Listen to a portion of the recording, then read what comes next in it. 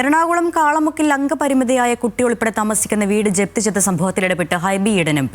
ഇന്നലെ ഉച്ചയോടെ മണപ്പുറം ഹോം ഫിനാൻസാണ് 3 സ്ത്രീകളെ വീട്ടിൽ നിന്നും ഇറക്കിവിട്ടത്.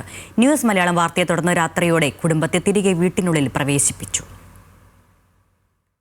2019 കാളമുക്ക് സ്വദേശി മാളിയം വീട്ടിൽ ട്രീസ വീട് നിർമ്മിക്കുന്നതിനായി മണപ്പുറം ഹോം ഫിനാൻസിൽ നിന്നും 5,67,929 രൂപ ലോൺ എടുത്തത്. ഹോട്ടലിൽ പാചകത്തൊഴിലാളിയായി ജോലി ചെയ്താണ് അംഗപരിമിതിയുള്ള മകളും 7 വയസ്സുള്ള മകൻ ആരോണും അടങ്ങുന്ന കുടുംബത്തെ ട്രീസ നോക്കിയിരുന്നത്. ഹോട്ടൽ പൂട്ടിയതോടെ വരുമാനം നിലച്ചു. 2019 തുടങ്ങി 24 വരെ അടച്ച്. പിന്നെ കടക്കാൻ പറ്റാണ്ടായി പോയി. കൊച്ചിന് ഇച്ചിരി ലിവറിൻ്റെ കംപ്ലൈൻ്റ് ഒക്കെ വന്ന് ആസ്പത്രി കേസൊക്കെ ആയിട്ട് ഒത്തിരി കാശ് ചിലവായതുകൊണ്ട് ഞങ്ങൾക്ക് പൈസ അടക്കാൻ പറ്റാണ്ടായി. പിന്നെ എനിക്ക് ജോലിക്ക് പോകാനും പറ്റാണ്ടായി. ഈ കൊച്ചും തള്ളയും മാത്രമേ ഉണ്ടായുള്ളൂ. എൻ്റെ മോളിൽ ഇച്ചിരി അംഗവൈകല്യമുള്ളതാണ്. അതിനെ കൊച്ചിനെയും കൂടി പുറത്തിട്ട് അവർ വാതിലടച്ച് കളഞ്ഞു.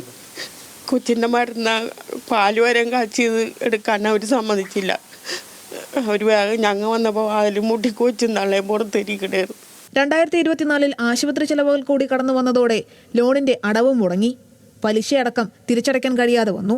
ഇതോടെ ജപ്തി നടപടികളുമായി മണപ്പുറം ഫിനാൻസ് മുന്നോട്ട് പോവുകയായിരുന്നു. 12 മണിയോടെ മണപ്പുറം ഇവരെ പുറത്താക്കി വീട് സീൽ ചെയ്തു. ജപ്തി വാർത്ത ന്യൂസ് മലയാളം പുറത്തുവിട്ടതോടെ വിഷയത്തിൽ ഹൈബി ഈഡൻ MPയും ഇടപെട്ടു. ഉടൻ തന്നെ വീടിനുള്ളിൽ പ്രവേശിക്കാനുള്ള സൗകര്യമൊരുക്കി കൊടുക്കാമെന്ന് വാക്കും നൽകി. രാത്രിയോടെ നാട്ടുകാരും കക്ഷി രാഷ്ട്രീയ ഭേദമന്യേ സംഘടനകളും ഒത്തുകൂടി. വീടിന്റെ പിന്നിലെ വാതിൽ തുറന്ന് ട്രീസയെയും കുടുംബത്തെയും അകത്ത് പ്രവേശിപ്പിച്ചു.